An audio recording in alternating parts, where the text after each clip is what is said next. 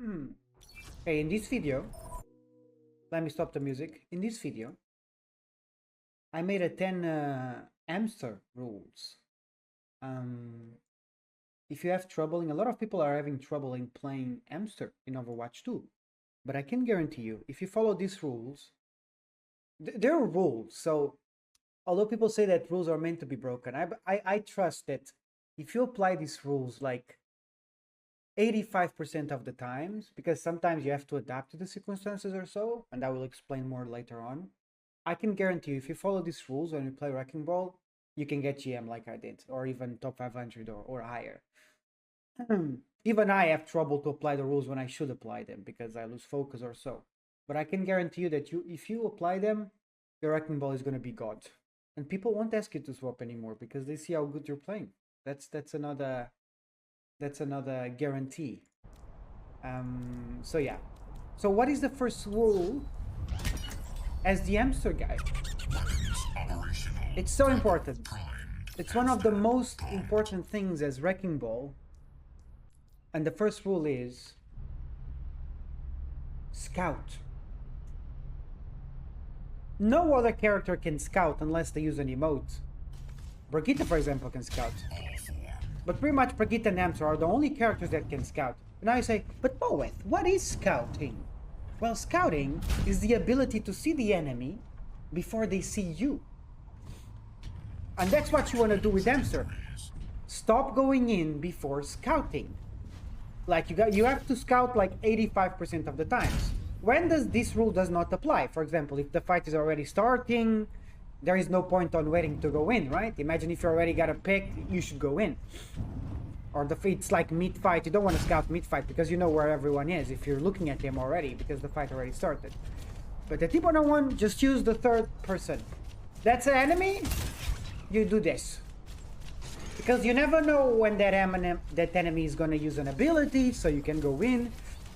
Also, when you look at them before going in, you can think what they can do to you. And it's like a feeling. You can see if they're looking at you, you can see if they're stopping you, you can see if they're chasing you down.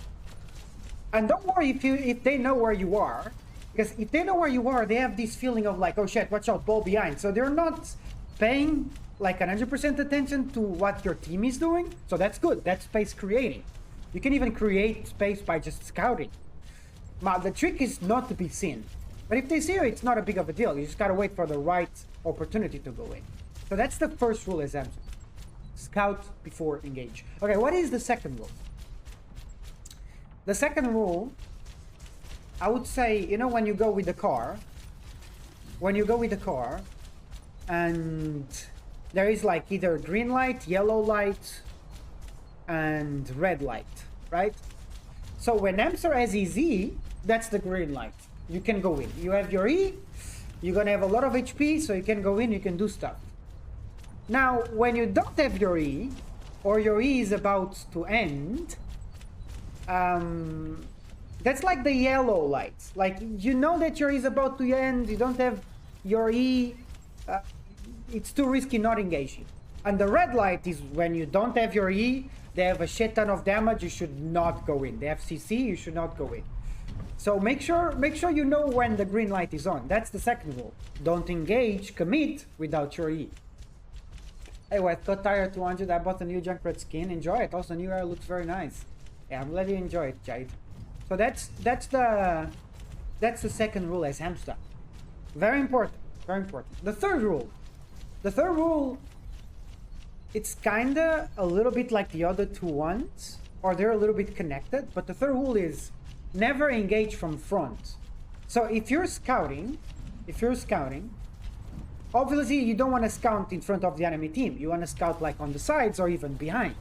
And that's where you want to engage as Hamster. He's literally the fastest character in the game. So there is no problem on the enemy rushing into your team unless you're too slow. So make sure you take the right route, scout on the flank or behind them, and then engage. That surprise attack, that surprise hit, it's very strong.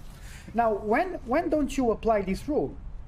Again, when you have a peek, or the team is really close to you, yeah, you can go in through main.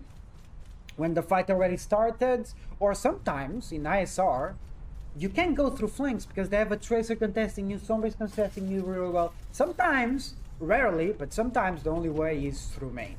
But usually you want to go through the flanks. That's the third rule. The fourth rule, very important with Damser, because you're very fast, you might take a lot of damage. Make sure you know and use all the health pack locations. It's very important to do that. You don't want the healer to be distracted healing like 1,000 of your HP, or 1,000, or like 600, 700 of your HP if you're really fast and you can get those health packs mid-fight. Now, if the fight is over, sure, let your NA heal or so. So that's when the rule breaks, you know, when the fight is over. But during the fight, know where the megas are. Go get those megas, go get those health packs. Don't keep your Ana occupied during fights, because she has better things, more important things to do. That's the rule number 4. Know and use all the health packs locations. Okay, rule number 5.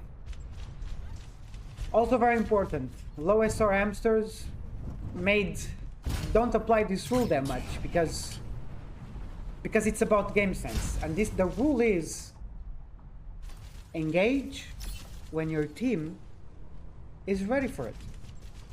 It's simple. Engage when your team is ready for it. Now you say, but Moreweth, how do I know if my team is ready for it? Simple. You look at them.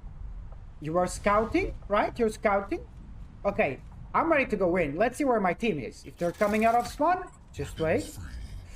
You need to ask yourself, can my team utilize the space I'm about to make?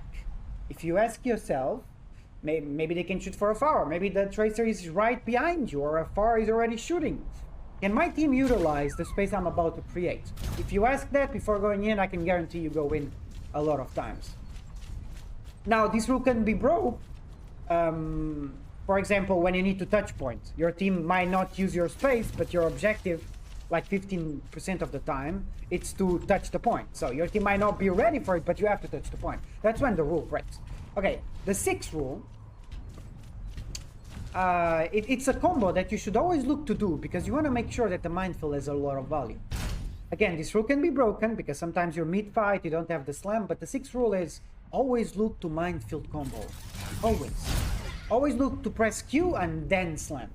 Why do you want to do that, you ask? Well, because minefields right now, they don't have a lot of power if either you booped people into it, because there's a lot of things that can dodge minefield. So by minefielding slam, you kind of ensure that they're gonna hit the mines, you know, because they're suspended in the air. It used to be more broken because the mines tended to be closer and the slam was more strong, but they nerfed that. So you gotta make sure you look for those if you can. Now the rule can be broken. Again, the rule can be broken if like you're mid-fight, you don't have slam. Of course, you're not gonna wait, right? You can look to minefield in a space. You can later on boop them into the minefield. But that's the 6th rule. The 7th rule. When someone... Okay, this might be a funny one, but I feel like it's so important, especially for me. When someone asks you to swap, just block them. When someone asks you to swap or flame you, you know, as a Wrecking Ball main, you're gonna get a lot of that. Just block them. Just block them. If it feels like you tilt them a lot and you don't have the social skills or the patience to deal with it, just block them. That's by far one of the best decisions you can make. Now, the rule can be broken if you feel like you have the social skills to deal with it, or if you feel like you have the patience. Yeah, sure, go ahead. You can try to bring him to your side, but never flame them back. Otherwise, it's not going to be healthy for you. Okay. Oh, what the fuck? Those lines are bugged. And yeah, that's the 6th rule. No, that's the 7th rule. I'm sorry. That's the 7th rule. The 8th rule. Always prioritize using your abilities first, then your weapons. Okay? Wrecking Ball is a weapon. It's an ability user. It's not a hit scan. You need to understand that. It's very important that you prioritize your abilities. That doesn't mean that you shouldn't shoot. Again, it's a rule that you need to understand. You need to see Hamster as this ability user character. You know? You use your abilities first and use your weapon, because your abilities do way more than your main weapon does. That doesn't mean you shouldn't utilize your weapons. You should utilize your weapons in certain situations, okay? You should utilize your weapons, for example, when you want to get that extra ulti charge to get your minefield, or you want to finish up a target, or sometimes you can't go in right away, so you can use your weapons. But I recommend to focus on scouts, set up, go in, and then back up, and then shoot. when you don't have anything else to use. That's my recommendation. That's the 8th rule. Always prioritize abilities. I see so many low hamsters just shoot people all the time. And I know it can be tempting because it feels like you're doing good. But the thing is, abilities do more. Hello, Eduardo. Yeah, it's a YouTube guy, Jade. Alright. That's the 8th rule. The 9th rule. It's very important. When you play ball, the 9th rule is understanding who you should be focusing on. Hit scans should be prioritized, okay? If they have a widow, you should be on them all the time. You want to be contesting them. You don't want to be shooting tanks. You need to go on the hit scans, okay?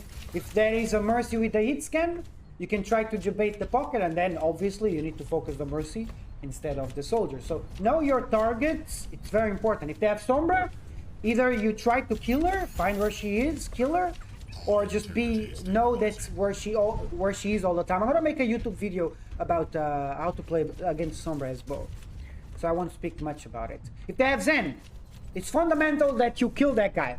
Zen is too strong if no one is trying to kill him. Like, he's literally too strong. So if they have Zen, you kill that guy all the time, okay? So that's the 9th rule. Make sure you know who to focus, okay? And the 10th rule, and last one. This might be a little bit controversial, but don't overuse techs, okay? It's nice to know some techs, the bouncing, the wall jump, the double boop. It's nice. I myself use it sometimes. When I say don't overuse them, it's because if you look always to use the techs, you're gonna end up in very awkward places. And ball is all about momentum, and you're gonna lose that if you're trying to overuse techs, okay? Techs will present, it's nice to know them because guaranteed they will present themselves. When you feel like you can use the tech, you will feel like it in game. Like, for example, sometimes there is an enemy there, you don't have like grapple, so you can use the wall jump to get there. You know? Trust me, they will show up. It's about creativity, but don't try to force them, okay? Forcing them will make you end up in very awkward places. But that doesn't mean you should learn them. You should learn them so when the opportunity presents themselves, you can show it. And that's it. That's the 10 rule guide for Wrecking Ball. Let me know what you guys think about these rules. I can guarantee if you apply them, you're gonna have a lot of success with Wrecking Ball. Another rule, and a very special rule, it's watch Moreweth. Watch me on Twitch. That's the best rule you can do. I play Wrecking Ball a lot of times, so I feel like, yeah, that's good. So yeah, see you guys. I hope you guys enjoyed.